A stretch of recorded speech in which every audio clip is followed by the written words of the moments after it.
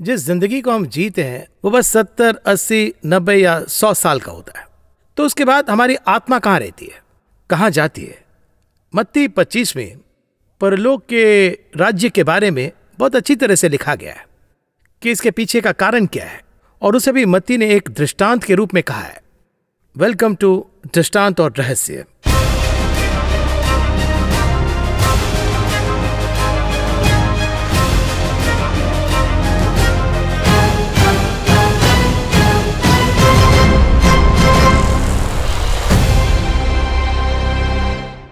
Brother Jagan से बहुत सारे सवाल है। Let's ask him a few questions. Brother Jagan, welcome to the programme. Matthew जो है वो एक टैक्स कलेक्टर है, वो हमेशा सही हिसाब लगाते हैं। वो जो है मत्ती 25 में है, वो परलोक के राज्य के बारे में एक दृष्टांत के रूप में कह रहे हैं। अब इस कार्यक्रम का नाम ही दृष्टांत और रहस्य है। मत्ती जो है इसे लिखने के लिए, या फिर हम इसे कैसे समझें, दृष्टांत के रूप में से कहने का उनका कारण, इन सब को हम बेसिकली कैसे समझेंगे? सामान्य रूप में मत्ती 25 के बारे में हम कहते हैं, यानी इस तरह से हम कहते हैं, यानी बुद्धिमान कुंवारियां और निर्बुद्धि कुंवारी, इस तरह कहते हैं। देखिए, ये सच में लॉन्ग यानी बहुत बड़ा दृष्टांत है। कैसे है ये पूछे तो प्रभु ने यहाँ पर लंबी कहानी बताई है। मत्ती अध्याय 25 में 2 दृष्टांत हैं। इन दोनों दृष्टांत के बीच में जो कनेक्शन है, अगर हम उसे देखें तो दृष्टांत के बारे में कहते हुए सबसे महत्वपूर्ण पॉइंट्स हैं, यानी यहाँ पहले बुद्धिमान कुंवारियों और फिर निर्बुद्धि कुंवारियों के बारे में बताया, वहीं पर अलग कर, वहीं वो विभाजित हुए। दूसरा विभाजन यानी सक्रिय और आलसी के रूप में है। प्रभु की इच्छा हुई तो हम इसे बाद में देखेंगे। जो बुद्धिमान है और जो निर्बुद्धि है, यानी जो बुद्धि है, इसके बारे में हम क्या देख रहे हैं। अब देखिए, 10 कुंवारियां निकल पड़ी हैं। ये 10 कुंवारियां दुल्हे को देखने के लिए निकली। यहाँ ये कहता है 10 कुंवारियां दुल्हे से भेंट करने के लिए निकली। ऑब्जेक्टिव एक ही है जी, सबका एक ही उद्देश्य था। यहाँ पर एक बात हमें समझना है कि ये तो दुल्हन नहीं थी। इसका फर्क समझे तो अच्छा है। देखिए, यानी जो दुल्हन है, विवाह के बाद में जो दुल्हन है, ये कुंवारियां थी जिनका विवाह होना था। ये कुंवारियां थी लेकिन दुल्हन नहीं थी। कारण यह है कि 10 दुल्हन नहीं हो सकती हैं। करेक्ट। तो ये 10 की 10 दुल्हन नहीं हो सकती थी। तो देखिए, ये 10 दुल्हन नहीं हो सकती थी। हेल्पर्स हैं, या हम कह सकते हैं कि सहेलियां, दुल्हन की सहेलियां। दुल्हन अलग है। मैंने एक ही पुरुष से तुम्हारी बात लगाई है, इस तरह से कुरिन्थियों में पौलुस कहता है। तो दुल्हन है, बस एक ही कलीसिया है। तो यहाँ पर सच में क्या हो रहा है ये पूछे तो इसके लिए हमें थोड़ा सा पीछे जाना होगा। सबसे पहले हम बताएंगे कि ये कौन है। देखिए, ये तो चर्च नहीं है। बहुत से लोग कहते हैं ये चर्च है, 5 बुद्धिमान चर्च और 5 निर्बुद्धि चर्च, इस तरह कहते हैं। ये चर्च नहीं है, ये कलीसिया नहीं है। देखिए, यहाँ पर एक और बात है कि आधी रात को धूम मची, वचन 6 कहता है। वचन 6, आधी रात को धूम मची, देखो दूल्हा आ रहा है, उससे भेंट करने के लिए चलो।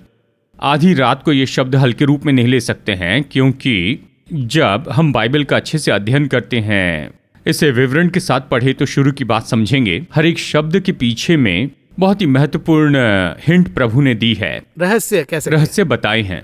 देखिए, आधी रात का मतलब है मिडनाइट, इस तरह से है। यानी प्रभु यीशु मसीह के आगमन के बारे में आप देखें तो, प्रभु के दिन के बारे में अगर कुछ बातों को देखें तो, ये तो मतवालापन नहीं, धुंधला नहीं, दिन या रात का नहीं, ये तो बहुत ही अद्भुत समय है। ये मिडनाइट क्या है पूछे तो, जब क्लेश सबसे ज्यादा बढ़ जाता है उस समय होने वाली घटना है। यानी यहाँ पर 7 साल हैं, अंत में 3.5 साल का क्लेश काल है, द ग्रेट ट्रिबुलेशन, महाक्लेश काल, क्लेश काल। इन दोनों के बीच में आधी रात को ये होगा। यानी बुरी परिस्थितियां बहुत बढ़ जाएगी, तब वो बुलाने के लिए आएंगे। पर हम यही कह रहे हैं कि क्लेश काल के पहले दुल्हन उठा ली जाएगी। बाइबल के अनुसार हम ये विश्वास करते हैं, बाइबल के वचन पर हम विश्वास करते हैं। कलीसिया को उठा लिया जाएगा, वो चली जाएगी। ये आधी रात को हो रहा है, मिडनाइट में। तो जब ये घटना हो रही है तो वो सच में किन लोगों से मिलने के लिए आ रहे हैं। अब देखिए, यहाँ पर उस क्लेश काल के बिल्कुल बीच में वहां पर मिलना है। किससे मिलना है ये देखिए, ये तो लहू के गवाहों से मिलना है। यहाँ पर बहुत सी जो बातें हैं उन्हें हम विवरण से बाद में देखेंगे। तो ये घटना उस समय हो रही है जहां पर दुल्हन नहीं है। एक बाइबल के विद्वान क्या लिखते हैं, कमेंट्री में लिखते हैं, यानी कमेंट्री में, और इस मुद्दे के बारे में उन्होंने मुझसे इस तरह कहा। उन्होंने कहा, मुझसे बात करते हुए उन्होंने कहा कि देखिए यहाँ पर दुल्हा दुल्हन के साथ में आ रहा है। एक ऐसा शब्द है जो उन्होंने ग्रीक में कहा था, मुझे अब याद नहीं है। उस ग्रीक शब्द के अनुसार वो दुल्हन के साथ आ रहा है। इस तरह से उन्होंने कहा क्लेश काल के बीच में ये संभव है, इस तरह से उन्होंने कहा। तो यही तो इस दृष्टांत के पीछे की बात है। जो कुछ हो रहा है उसे देखकर कैलकुलेशन करे तो ये चर्च के बारे में नहीं है। ये स्त्री और पुरुष कौन है? अगर इस तरह से पूछे तो इस्राएली लोगों के बारे में बताया गया है श्रेष्ठ गीत में, इस्राएली तो यरूशलेम की बेटियां, इस तरह से कहा है। कलीसिया को सियोन की बेटी कहा गया है। इसका अर्थ क्या है कि हम यानी कलीसिया तो दुल्हन हैं और जो हमें घेरे हैं वो सहेलियां हैं, इस तरह से कह सकते हैं। अब देखिए ये जो बात है ये तो क्लेश काल में इस्राएलियों के साथ में होने वाली संभावना है। अब इसी के साथ नए नियम के चर्च के छोड़े हुए लोग वहां पर होंगे। देखिए ये लोग भी वहां पर होंगे क्योंकि जब प्रभु आएंगे तो सभी चले जाएंगे, इस तरह से हम कह नहीं सकते हैं। हर कोई ये चाहता है सब चले जाए, आशा करते हैं। बाइबल पढ़ी तो ये कहती 50% चले जाएंगे, एक उठा लिया जाएगा तो दूसरा छोड़ दिया जाएगा। 50% चले जाएंगे, इस तरह दृष्टांत में कहा है। हम चाहते हैं कि सब चले जाए, लेकिन 30, 60 और 100 गुना ये नंबर्स परमेश्वर ने ही तो रखे हैं। लेकिन यहाँ पर जो कुछ भी हो रहा है, देखिए जब कलीसिया उठा ली जाएगी यानी क्लेश काल के समय में, तो अगले 3.5 साल यानी जो लोग ऐसे पीछे छोड़ दिए गए हैं, जिन्होंने मसीह के निर्देश नहीं माने, संसार और सांसारिक रीति से जिए। जब हम संसार ये कहते हैं तो बहुत से लोग इसे किसी तरह से गलत समझते हैं। ये संसार क्या है? क्या ये यानी कि लाइट के बिना या किसी और चीज के बिना जीना होगा? वो संसार नहीं। ये संसार शब्द किसे दर्शाता है? यानी पहला यूहन्ना में पढ़ते हैं, शरीर की अभिलाषा, आंखों की अभिलाषा, जीविका का घमंड। आंखों की अभिलाषा के बारे में लोग सोचते हैं ये केवल पाप के बारे में है। जिसकी आपको जरूरत नहीं है उसकी जरूरत के रूप में इच्छा रखते हैं तो भी वो आंखों की अभिलाषा है। मैं हमेशा कहता हूँ दुकान में कुछ खरीदने के लिए अगर जाते हैं, यानी जाकर केवल उन्हीं चीजों को खरीद के सोचते सक्सेस हो गए। दुकान में जाते हैं जिन चीजों की जरूरत नहीं और ये बहुत अच्छा है और इसे आप खरीद लेते हैं, तो ये तो अभिलाषा है। आप उसे खरीदना नहीं चाहते थे लेकिन फिर भी उसे खरीद लेते हैं। जो जरूरी है उसे खरीद ले तो ये सक्सेस है। तो देखिए संसार में ये सारी बातें हैं, शरीर की अभिलाषा, आंखों की अभिलाषा, जीविका का घमंड। कलीसिया में रहते हुए जय नहीं पाए तो ऐसे लोग क्लेश काल में जाएंगे, और क्लेश काल में जाने के बाद में तो उनके साथ ये होने की संभावना है। उस समय उनके साथ ये हो सकता है। यहाँ पर ये बुद्धिमान है या निर्बुद्धि है, ये उनको दिया लास्ट चांस है, ये उनको दिया आखिरी मौका है। बहुत से लोग ये सोचते हैं यदि अभी अगर हम चूक जाए तो क्या इसके बाद में हमें एक और मौका मिलेगा? तो देखिए यहाँ पर हमें एक विषय समझना होगा। हमारे पापों की जो क्षमा ये तो उसके अनुग्रह के द्वारा है, परमेश्वर ने हम पर यह अनुग्रह किया है।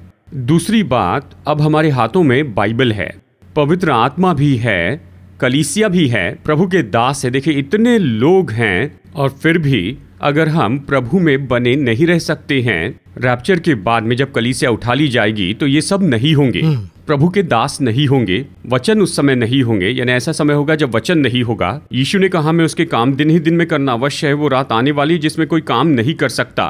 रात आने वाली है, ज्योति नहीं मतलब वचन नहीं है। परमेश्वर ज्योति है और बहुत सी ज्योति है, उस समय कोई ज्योति नहीं होगी, रात आएगी। यीशु के बारे में कहा कि अंधकार में रहने वाले लोगों ने ज्योति देखी। अब हम ज्योति में हैं, संसार अंधकार में है, हमारे पास यीशु की ज्योति होगी, उस समय वो ज्योति नहीं होगी, पवित्र आत्मा की ज्योति नहीं होगी। दूसरी बात, वचन ज्योति है, मेरे पाँव के लिए दीपक है, पर उस समय ज्योति नहीं होगी, अंधकार का समय। तो जब ये सब नहीं होगा तो क्या वो बने रह पाएंगे? हमारी सेवा करने के लिए बहुत से अच्छे प्रचारक घट रहे हैं, उन दिनों में कोई भी नहीं होगा, तो फिर क्या कर पाएंगे? यही तो सबसे उत्तम समय है। अभी जो समय सबसे अच्छा समय है, अगर हम इसे चूक जाएंगे तो उस समय में पाना बहुत मुश्किल होगा। वो समय जो है वो तो व्यवस्था का समय है, लॉ, इस्राएली लोगों के लिए। देखिए अनुग्रह की व्यवस्था की तुलना में न्याय की व्यवस्था आसान दिखती है। क्यों आसान है मैं बताता हूँ। उदाहरण के लिए देखिए अनुग्रह की व्यवस्था में यानी क्रोध करना पाप है, व्यवस्था में देखा जाए तो हत्या पाप है। तो बताइए इनमें आसान कौन सी है? जी हाँ, व्यवस्था आसान है, हत्या नहीं की पर क्रोध करते हैं, पर हत्या नहीं कर सकते थे। इसे देखा जाए तो सच में वो आसान थी। और अनुग्रह की व्यवस्था में देखिए यानी अभिलाषा से देखना भी पाप है, वहाँ व्यभिचार करना पाप था, देख सकते थे, व्यभिचार करना पाप था। रिसेंटली एक जगह में इतना डॉलर अगर आप चोरी करें तो इतने के अंदर चोरी करें तो अरेस्ट नहीं करेंगे, उसके ऊपर चोरी करेंगे तो अरेस्ट करते हैं। मतलब चोरी नहीं करना ये बात नहीं है। जी हाँ, इसी तरह से उन्होंने व्यवस्था की आज्ञाओं को कैसे लिया, हल्के रूप में लिया। तो परमेश्वर ने कहा ठीक है, यानी तुम अनुग्रह की व्यवस्था के अनुसार नहीं रह सकते हो। क्या हुआ? अनुग्रह की व्यवस्था का गलत उपयोग किया। ठीक है, व्यवस्था मानना तुम्हारे लिए आसान है, यानी 7 दिन प्रभु की आराधना करनी है, स्वतंत्रता की व्यवस्था। केवल चर्च में जाकर आराधना नहीं करनी है, हम भी चर्च हैं, एक दिन चर्च में जाते हैं, लेकिन बाकी 6 दिन जब घर में रहते तो क्या करना है? आराधना। अब हमने ये निष्कर्ष निकाला कि हमें चर्च में केवल रविवार को ही जाना है, वो तो व्यवस्था हो गई। वैसे ही दशवांश देना भी व्यवस्था का भाग है। हमें प्रभु को क्यों देना है? ये स्वतंत्रता की व्यवस्था है। तो सभी के लिए आसान क्या होगा? व्यवस्था। तो प्रभु कहते हैं ठीक है, तुम्हारे लिए आसान है, ये व्यवस्था मैं तुम्हें फिर से दूंगा 7 साल के लिए और तुम उसमें होंगे। उनके लिए आसान तो दिखाई देती है, पर उसे पूरा नहीं कर पाएंगे, क्योंकि ये अपने आप में व्यवस्था नहीं है। विश्राम दिन को इतने कदमों से ज्यादा कदम नहीं चलना है। बलिदान चढ़ाना व्यवस्था है, निर्दोष मेमने को बलिदान चढ़ाना है, तो क्या वो जाकर ये सब कुछ ढूंढेंगे? उनको तो ये आदत नहीं है। उन्हें रविवार के दिन काम करने की आदत है, उन्हें शनिवार के दिन आराधना करना पड़ेगा। तो यहाँ पर बहुत से सवाल उठते हैं। अगर आप देखें कि यहाँ पर क्या हो रहा है, वो व्यवस्था का पालन नहीं कर पाएंगे। वो फिर से कहेंगे कि ये भी मुश्किल है। इसलिए यीशु ने कहा, यदि तुम दौड़ रहे हो तो बरसात के समय में या विश्राम के दिन में नहीं दौड़ना, क्योंकि वो व्यवस्था का समय था। दिन भर में केवल कुछ कदम ही उन्हें चलना था। ज्यादा चले तो व्यवस्था के अनुसार पाप है, अगर रुक जाए तो वो मारेगा। इस तरह का मुश्किल समय आएगा, बाइबल यही तो कहती है। तो उस समय काल में जो स्वर्ग के राज्य से मिलने के लिए आएंगे, वो इन कुंवारियों के जैसे होंगे। तो इस पहले वचन के पीछे इतने सारे हैं। इतना है। सामान्य रूप से हम इस तरह सोचते हैं कि ये चर्च है। देखिए 10 चर्च नहीं है, मतलब 10 लोग आए, ऐसा मतलब सिंपली लिटरली ले रहे हैं। लिटरल अर्थ लेते हैं। जैसे हम कुंवारी शब्द पढ़ते हैं तो किसके बारे में सोचते हैं? ये चुने हुए लोग हैं जो दुल्हे को देखने के लिए आए हैं। नहीं, दुल्हे के मित्र हैं और दुल्हन की सहेलियां हैं। उदाहरण के लिए एस्तेर रानी राजा से मिलने गई, वो राजा से मिलने के लिए गई थी जी। लेकिन वो अकेली राजा को मिलने के लिए नहीं गई थी। उसकी मदद करने के लिए वहां पर 7 सहेलियां थी, दासियां थी। ये इसी तरह से हैं। अब देखिए क्या हो गया, रानी तो चली गई है, राजा के साथ बैठी है, लेकिन ये तो अभी यहीं पर हैं। और एक उदाहरण बताना तो अच्छा होगा, इसहाक की पत्नी होने के लिए वो दास इसे लेकर आया है ना। आते वक्त अगर देखे तो उसके साथ में एक दासी भी आई थी, रिबेका के साथ में आई थी, एक हेल्पर यानी उसकी दासी उसके साथ में आई, वो उसके साथ आई थी। देखिए इसलिए कहता हूं कि देखिए उसके साथ में मदद करने के लिए आई। अब ये जो सहायक है, अगर आत्मिक रीति से इन्हें देखे तो ये इस्राएली लोग हैं, या व्यवस्था की कलीसिया कह सकते हैं। तो देखिए यहाँ पर 5 बुद्धिमान हैं और 5 निर्बुद्धि हैं। वो एक है। दूसरा, परलोक राज्य के लिए इन हेल्पर्स को लेकर एक दृष्टांत को क्राइस्ट अगर कह रहे हैं तो उसको कितना सरल बनाना, इस थॉट से वो कह रहे हैं, वो ही मैं कैच कर रहा हूं। देखिए ये ऐसा है, आने के पहले सब कुछ दृष्टांत में बता दिया है, आने के दौरान दृष्टांत में बताया है, और आकर चले जाने के बाद भी दृष्टांत में बताया है। देखिए हर एक दृष्टांत के पीछे एक लिंक है, विषय है। ओवरऑल अगर इन सारे दृष्टांतों को जोड़ दें, यीशु सबसे पहले आए, उसे मारा गया, यानी इस्राएलियों ने इसका इनकार किया, और फिर देखिए यीशु को क्रूस पर चढ़ाया गया। उसके बाद जो दुल्हन है यानी नए नियम की कलीसिया आती है, नए नियम की कलीसिया उसके द्वारा उठाई जाएगी। अब देखिए वहां तक तो यह आ गया है। नए नियम का चर्च जाने के बाद हम इन 7 साल में देखते हैं कि इस्राएल की कलीसिया से मिलने के लिए वो आते हैं। जी हाँ, इस कार्यक्रम को अभी जो देख रहे हैं वो अगर हमारे पिछले कार्यक्रम को लगातार देखें तो वो सिर्फ एक बाइबल स्टडी का कंटेंट ही नहीं, उनकी आत्मा के विकास के लिए परलोक का रहस्य ही नहीं, हमें कैसे प्रिपेयर रहना है एक बेसिक फाउंडेशन के लिए ये कार्यक्रम है, मुझे लग रहा है। देखिए इसे केवल एक सृष्टि के रूप में नहीं कह सकते हैं, इसके पीछे का सत्य बताता हूँ। अब देखिए इस प्रोग्राम को यानी कितने लोग देख रहे हैं इसके बारे में हम यहाँ पर काउंट्स देख सकते हैं। इससे परे मैं यही कहूँगा, यानी 80-85 साल के एक व्यक्ति, एक बुजुर्ग पिताजी हैं, वो हमारे प्रोग्राम को हर दिन देखते हैं। मुझे देखने के बाद उन्होंने ये सवाल पूछा, सर साल के 365 दिन ये प्रोग्राम आने की संभावना है क्या?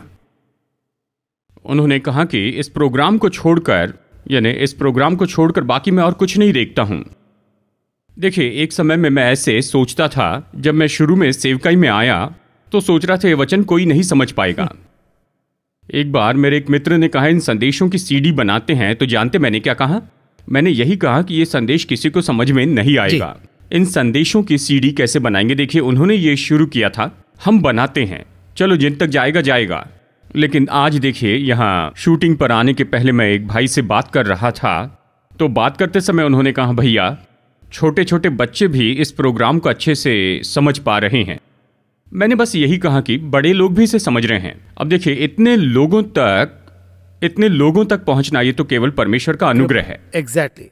तो पवित्र आत्मा हमें इसे बता रहे हैं। जैसे कि आप कह रहे थे कि आप सोच रहे थे, लेकिन आपके सोच से बढ़कर प्रभु ये कर रहे हैं। देखिए, इस प्रोग्राम के द्वारा खास करके हम बहुत सी गवाहियों को देख पा रहे हैं। सारी महिमा परमेश्वर को ही मिले। अब देखिए, यहाँ पर हम देखते हैं कि क्लेश काल में दुल्हन की सहेलियां उससे मिलने के लिए आती हैं। ये उनका इस तरह से मिलना है। देखिए, एक और वाक्य है कि उन्होंने दूल्हे के आने का शब्द सुना। देखिए, यहाँ वचन 6 में देखिए, आधी रात को धूम मची, देखो दूल्हा आ रहा है, उससे भेंट करने के लिए चलो, कहता है। धूम मची। देखिए कि दूल्हा आ रहा है। अब ये शब्द यहाँ पर ग्रीक भाषा में कैसे उपयोग किया ये बता रहा हूँ। दुल्हन के साथ आ रहा है। He's not coming alone. Alone. वो अपनी दुल्हन के साथ में आ रहा है। इसका मतलब उसकी दुल्हन को पहले ले जाया गया, दुल्हन उठाई गई और फिर अभी वो उसके साथ आ रही है। ये इस तरह से दिया है। जब रिबेका आ रही थी उसके साथ, वो दासी भी आई। तो देखिए, राहेल और लिया के आने के बाद में पीछे कौन आया, यानी जो काम करने वाले थे वो भी वहां पर आए। अब देखिए, जब अब्राहम आ रहा था तो उसके पहले वो गया और हाजिरा को लेकर आया। मिस्र में से काम करने के लिए दासी हाजिरा को लाया, मिस्र में से वो लेकर आया। इस तरह एक ग्रुप पीछे से आ रहा है। अब देखिए, यहाँ नए नियम में यूहन्ना के सुसमाचार में एक घटना हम सब जानते हैं, लाजर, मार्था और मरियम। देखिए, लाजर मर गया, उसे जिलाने के लिए यीशु आए। अगर आप इसे बहुत ही गौर से देखें तो आप पाएंगे कि दूसरे आगमन के बारे में यहाँ पर बहुत ही महत्वपूर्ण रहस्य है। यूहन्ना का सुसमाचार ये तो बहुत अद्भुत गहराई वाला सुसमाचार है। देखिए, इसमें बहुत ही सुंदर रीति से बताया गया, यीशु बेतनिया गांव के पास में आए। देखिए, वो गांव के अंदर नहीं गए, वो बीच में खड़े हो गए। जब वो वहां पर खड़े थे तो पहले किसने देखा? मार्था ने। वो सीधा यीशु के पास गई, उससे बातें की और उसके बाद में क्या किया? देखिए, वापस आकर मरियम को उसने, यहाँ पर एक बहुत ही सुंदर शब्द आया है, गुरु यही है और तुझे बुलाता है रहस्य बताने के लिए। यही गुप्त में बुलाना है, सीक्रेट कॉलिंग। उसके आने के बाद उन्होंने क्या कहा? तुम्हें पास्टर बुला रहे हैं, इस तरह से। अब मरियम उससे देखने के लिए गई। इसी तरह से कलीसिया उससे मिलेंगी। वचन ये कहता है, जहां मार्था से उसने भेंट की थी, यीशु उसी स्थान में थे। वो अभी तक नहीं आए, वहीं खड़े हैं। इसका अर्थ ये है कि यीशु जो बादलों पर उठा लिए गए थे, जब वो वापस आएंगे तो वो बीच में रुक जाएंगे, वो भूमि पर नहीं आएंगे। वो कहां पर आएंगे? कलीसिया उससे मिलने के लिए उसके पास जाएगी।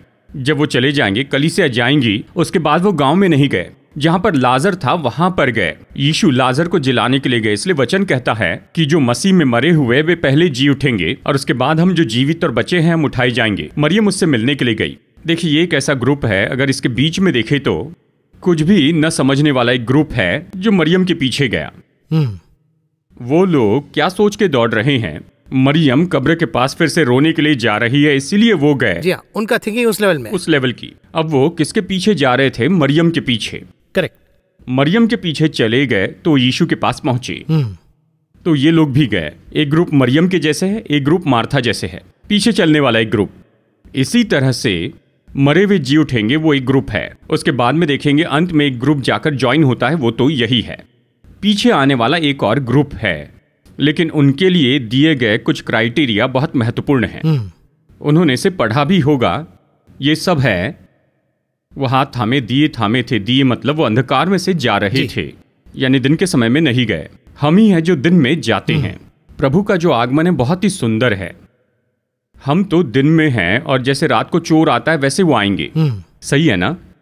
वो 7 साल अंधकार का समय है, लेकिन वो तो ऐसे आएंगे जिन्हें सब लोग देखेंगे कहाँ है।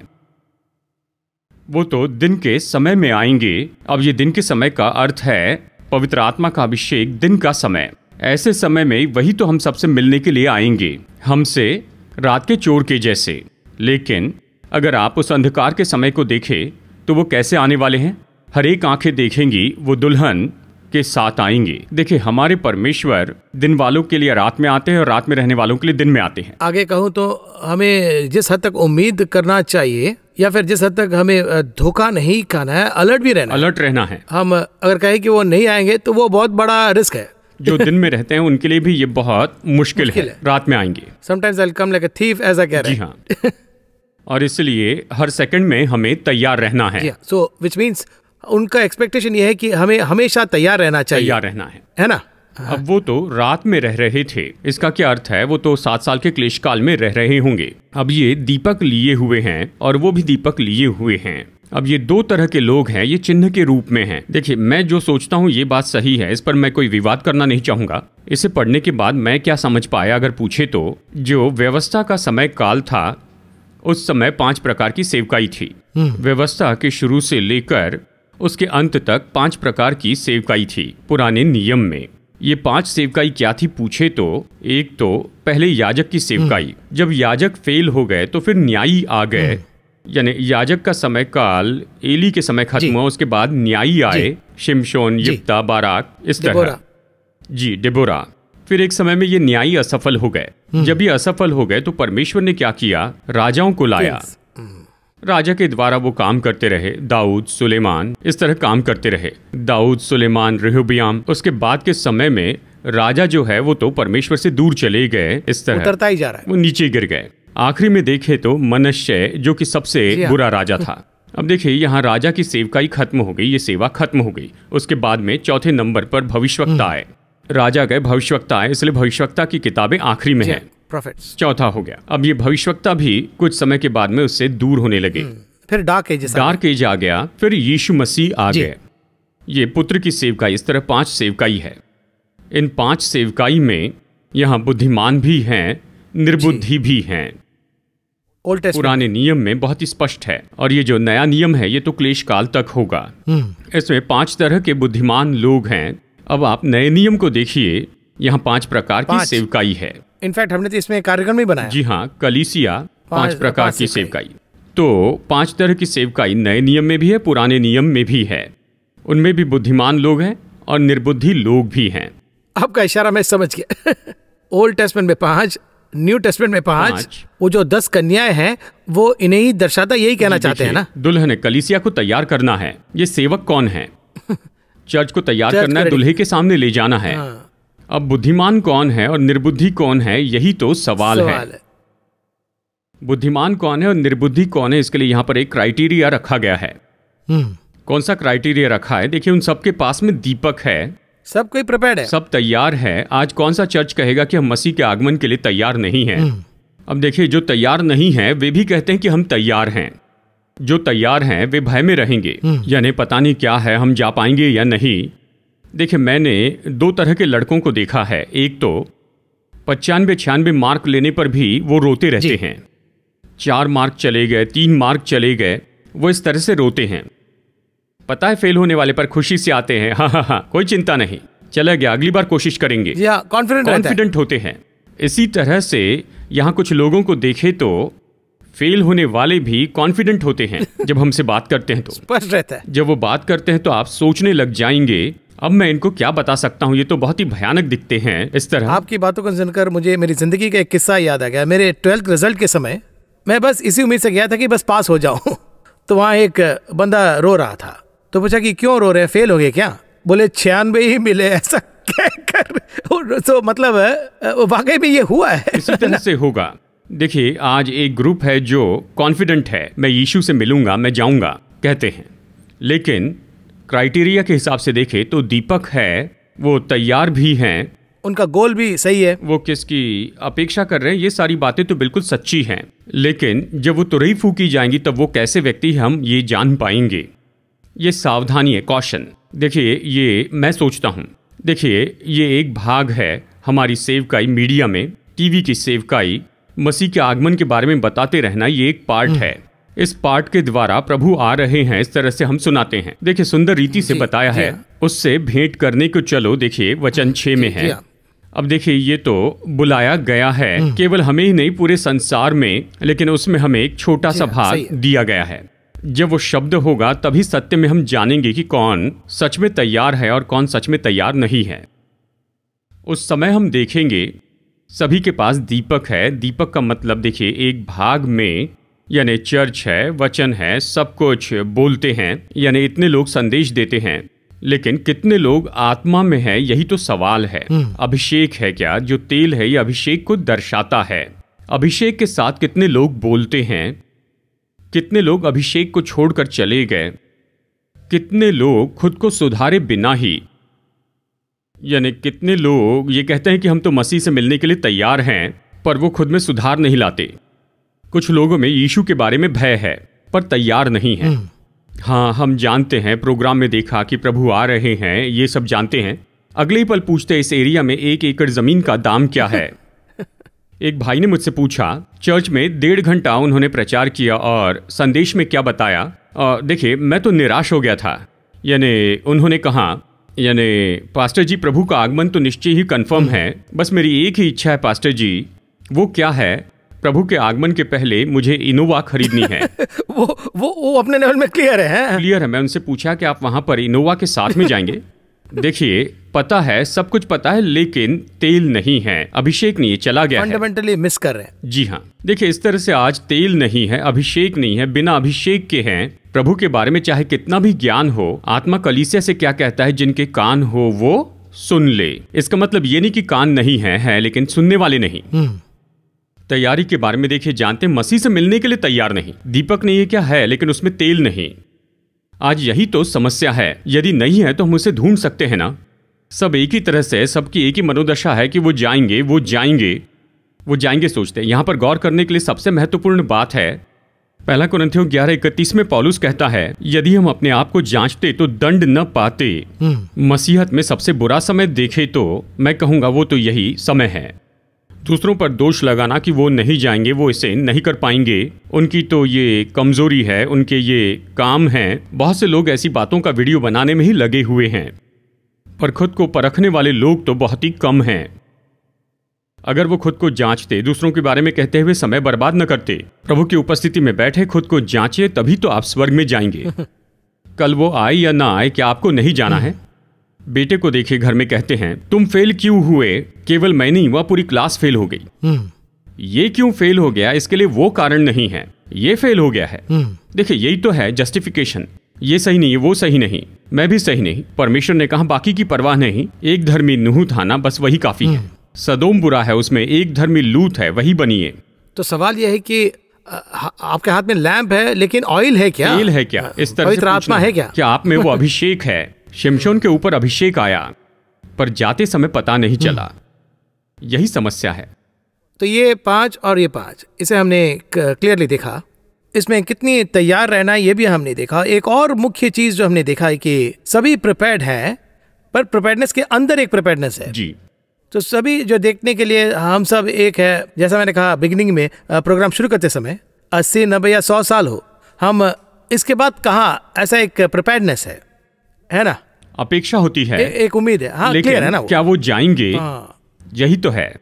यात्रा करने के लिए सामान के साथ में तैयार रहते हैं। फ्लाइट सही समय पर है क्या? यही सवाल है। एक और बात आखिर में मुझे एक जो विचार है इस विषय में, अगले एपिसोड में और भी बात करेंगे अगर समय है तो। परलोक राज्य के बारे में हमारा कुछ विचार है। वाकई में हमें कितना रेडी होना चाहिए, ऐसा एक कितना क्लियरली, नॉट वंस, कई बार प्रभु ने कहा, सो हाँ, ऊपर जाते समय मैंने तो तुम्हें सब कुछ कह दिया। ऐसा अगर वो कह दे तो उसका उत्तर क्या होगा, वही मुझे डर भी है। और समटाइम्स कितने तैयार होना चाहिए विचार भी आता है। जिस तरह से न्यायाधीश सवाल पूछते हैं, यहाँ भी वैसे ही है। हम उसका कोई भी जवाब नहीं दे सकते हैं। उसके लिए सब कुछ समय के साथ में दे दिया गया है। हाँ, क्लियरली दिया क्लियर है। इससे हम लेकर उसका उपयोग करके उस 5 कन्याएं जैसे तेल के साथ है, वो कैसे बनना है, वही हमारे पार्ट है। हर दिन हमें इस बात को देखना है, वो समय तो अब है। Every day, every minute, every hour. क्योंकि देखिए, यहाँ यानी हमें डिस्ट्रैक्ट करते हैं। हमें खुद का न्याय करने का जो समय है, ये तो अभी आ चुका है। हमें तुलना नहीं करनी कि मैं बेहतर हूं।